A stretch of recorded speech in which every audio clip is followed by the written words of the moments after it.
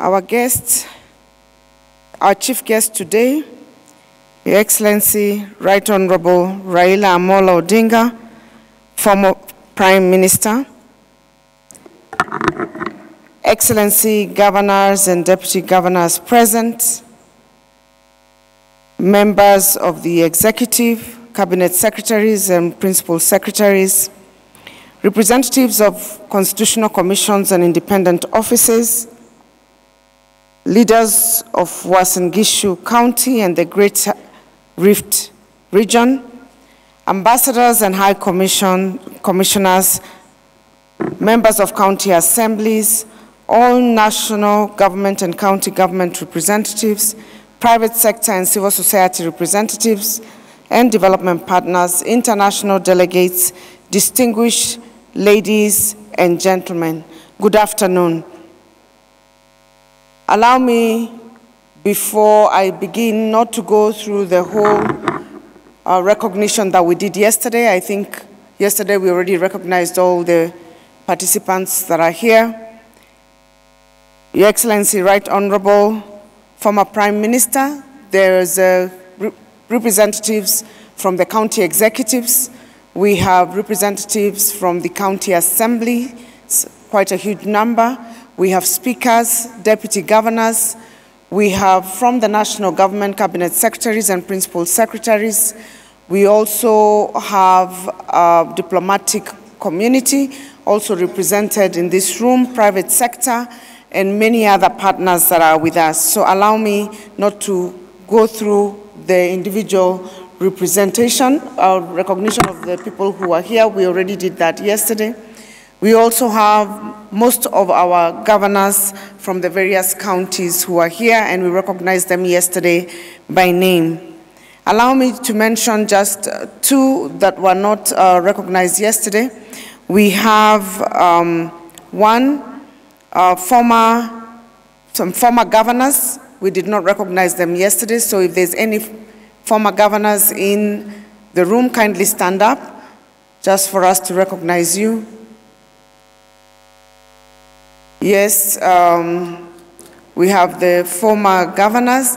I would like to recognize two former chairs of the Council of Governors, Governor Wycliffe Oparanya, Governor for Kakamega, former Governor of Kakamega, and Governor Isaac Ruto, also former Governor of Bomet and was also chair of the council. We have former Governor Mwangi wa Iria from Murang'a, who was also former vice chair of the Council of Governors. Honors, I take this opportunity to welcome you, Right Honorable Raila Odinga, former Prime Minister of the Republic of Kenya, to the Devolution Conference 2023. As a council, we are honored and truly privileged by your presence here this second day of the conference. Your Excellency, Right Honorable, this year our discussions are guided by the theme, 10 years of devolution, the present and the future. And the sub-theme is driving transformation from the local level, county governments as the center of economic development. County governments are now 10 years old. The discourse in this conference will revolve around Kenya's devolution journey since 2013, the ups and downs, the slips and the skips, the challenges and the triumphs. These 3 days in Eldoret are days of reflection. At the close of the conference tomorrow, the co-chairs of the Devolution Conference will read out a communiqué that will contain practical and measurable resolutions meant to guide the policy, legislative, and administrative environment for the devolved system of governance to operate for the next decade. On behalf of all county governments, we are honored to host the President.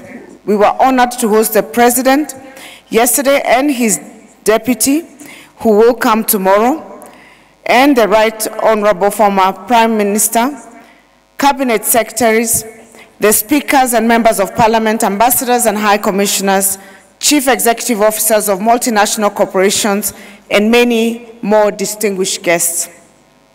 I acknowledge and appreciate that the drafters of the overall program and the breakaway session programs align them to the President's bottom-up economic transformation agenda. The overall plenum sessions focus on performance management for quality and sustainable service delivery, digitalization of services, financing of county governments, good governance practices, and affirmative action.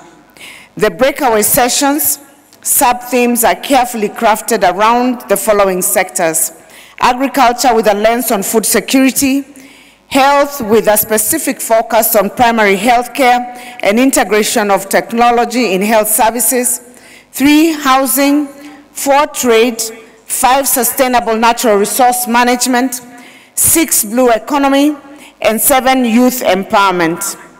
Distinguished guests, in my remarks yesterday, I stated that in this third cycle of devolution and moving forward, we are placing special focus on delivering accessible, available, and quality services to all Kenyans. I'm elated that the first plenum of this entire conference, conducted yesterday morning, paid attention to how county governments can aptly perform management as a tool, can apply performance management as a tool for strengthening effective service delivery. Every step we are making at the county level is geared towards ensuring each Kenyan from all corners of the country experiences socio-economic transformation.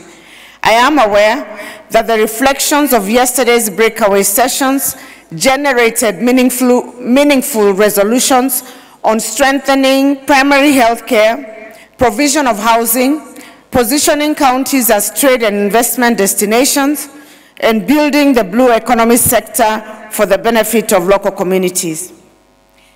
Distinguished guests, one of my highlights from yesterday was the launch of the Devolution book by His Excellency the President. There is a saying, it is not taboo to go back and fetch what you forgot. The teaching here is that it is important to understand our history and learn from it so that we can build a better future. The Devolution book is a publication that seeks to enlighten readers on the history of decentralization in Kenya and the country's transition from a centralized to a devolved system. It aims to help us learn from the past. I request, Right Honorable former Prime Minister, that you secure a copy for your read before you leave. We will be very happy to give it to you as a gift from the Council. I am very happy that the sessions held this morning focused on two issues that are dear to us: leveraging on digitalization to spur economic development and financing of county governments. Over the last 10 years, many a time, the issue of resourcing of county functions has made headlines. At this juncture, when our investments are rooted towards building strong and sustainable service delivery systems, county governments will continue to push for adequate financing, and we are becoming innovative in the way we mobilize resources for the county functions. I will mention county governments got their full allocation for the year 2022-2023 from the national government before the end of the financial year. We also got, to our surprise, the disbursement for July right on time, and therefore, as we speak, counties have been given resources according to budget requirements on time, and we pray that this will be the trend going forward. I am very happy that the sessions held this morning focused on two issues: leveraging digitalization to spur economic development. And many speakers have mentioned the issue of increasing on-source revenue, and most counties are already implementing this. In the first day, we signed an MOU with Safaricom, on which over 20 counties are already shown an interest to improve their revenue collection. The next 1.5 days is looking exciting. We all anticipate a good discussion in the sector sessions this afternoon. These sessions will focus on food security, pathways to a green economy, youth empowerment, and technology in the health services. Right Honorable ladies and gentlemen, as I conclude, let me congratulate all the recipients of Devolution Warrior Awards at yesternight's gala dinner. I am aware that 2 of my former colleagues received recognition for their commitment and outstanding service to devolution, and I take this opportunity to thank them for their wonderful contributions to making devolution work. They were Professor Kivuta Kibwana and former Governor of Makueni and former Chairperson Governor Isaac Ruto, former Governor of Bomet, were awarded as devolution champions yesternight. To all the recipients of the awards, continue to be devolution champions. We appreciate you. And as we continue to implement devolution, both levels of government need to continue consulting, collaborating, coordinating, and cooperating in the performance of our respective functions as assigned by the Constitution. As the good book says, the harvest is plentiful, but the laborers are few.